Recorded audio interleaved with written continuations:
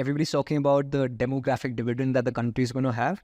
But people miss the nuance point, which is that if most of your young population coming out of colleges, which is supposed to be well-trained, well-educated, right, is unemployable to a certain extent because their skills don't transfer or apply to the real world, then we are missing it, right? No, let me in fact go even deeper there. Since you mentioned we want to go deep, right? Yeah. The way schools and colleges look like today, that there's a building and there's a state, as in the government is responsible for educating the country. This entire model, tell me when this was invented. So the model of the government having government schools and government universities, and there'll be actual, buildings where students will go in the morning at 7 a.m., come out at 2 p.m. The entire school college system. So when do you think was invented? 60s, mid-60s? No, slightly earlier than that. Like 1850, 1860. Oh, that way. Okay. I thought after independence. No. So I'm talking about the world, like global, already in India, right? So this was done by the Prussian army to train people to work in two places, either the military or in factories. Okay. And in both of these places, in factories and in the military, what you need is not independent thinking. What you need is not creativity. What you actually need is indoctrination. Absolutely. What you actually need is people following the rules, never breaking them. What you actually need is people taking instructions and never coming up with it. Yeah. But in the real world today, we need people who are independent thinkers. We need people who do not need instructions to get the work done, right? But we are teaching the exact opposite in our schools. In our schools, if you're given an assignment, sometimes the paper which sort of outlines the assignment is longer than the assignment answer. Yeah. Because they give you so many instructions. Step 1, do this. Step 2, do this. Step 3, do this, right?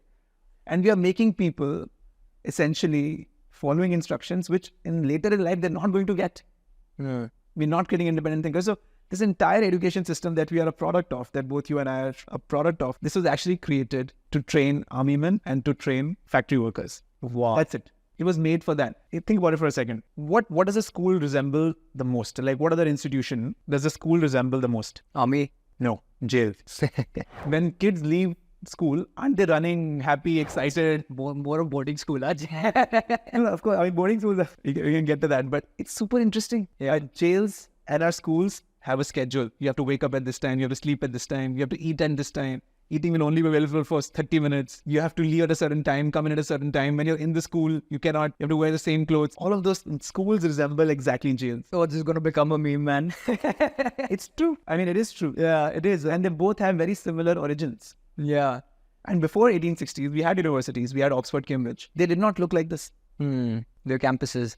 There were campuses. I mean, there was freedom there to do whatever you want to do. You can change courses. You don't have to follow a strict curriculum. Year 1, course 1, course 2, course 3, course 4. That's not how Oxford, Cambridge, old universities work. Right. This happened all after, World War I, World War II. Oh, very interesting. I mean, kids take any opportunity to miss school, right? And you're paying for students to go to school. And that makes no sense. Right. Shouldn't students be excited? And if they're not excited, how will they learn? Absolutely. Yeah. I think it is so bang on, right?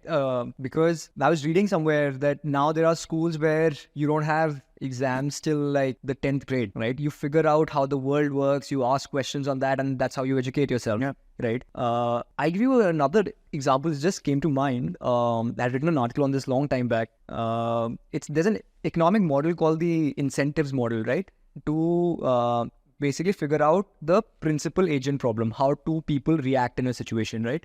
The long and short of it is that if you are, for example, a shopkeeper and you want your salesman to work on two aspects. One is sales and the other is service. Ki sales badhao aur अच्छे से service karo. The person who is employed of doing that, right?